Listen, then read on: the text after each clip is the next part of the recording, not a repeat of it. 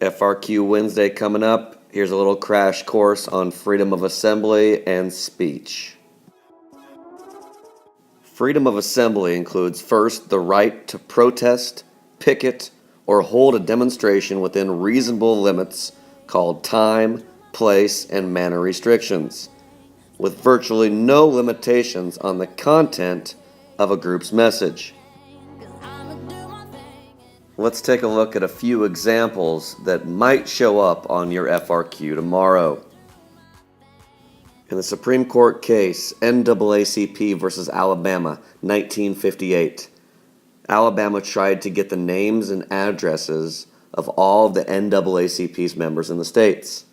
Well, in a 9-0 decision, the court sided with the NAACP based on their due process clause in the 14th Amendment and their First Amendment right of freedom of association. Another important case to know with freedom of speech and assembly is Brandenburg versus Ohio.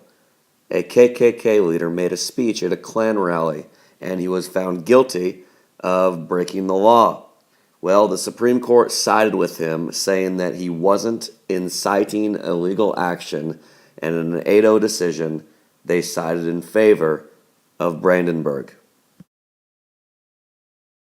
Another case that talks about minority rights and majority rule is the National Socialist Party versus Skokie.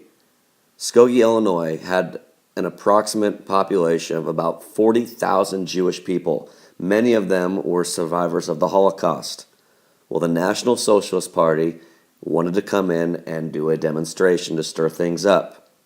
It was their right, according to the Supreme Court. In a 5-4 decision, they sided with the National Socialist Party.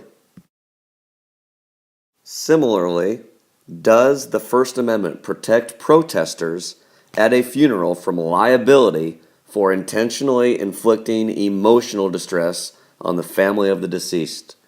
Well, in an 8-1 decision, the Supreme Court sided in favor of Fred Phelps and his protesters.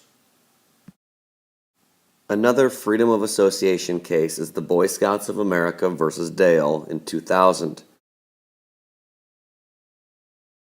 In a 5-4 decision, the right to freedom of association and expressive association allows a private organization like the Boy Scouts of America to exclude a person from membership when the presence of that person affects in a significant way the group's ability to advocate public or private viewpoints. It is a private organization. All right, guys, for your FRQ tomorrow, make sure you can cite these Supreme Court case precedents and use them in your descriptions of First Amendment protections.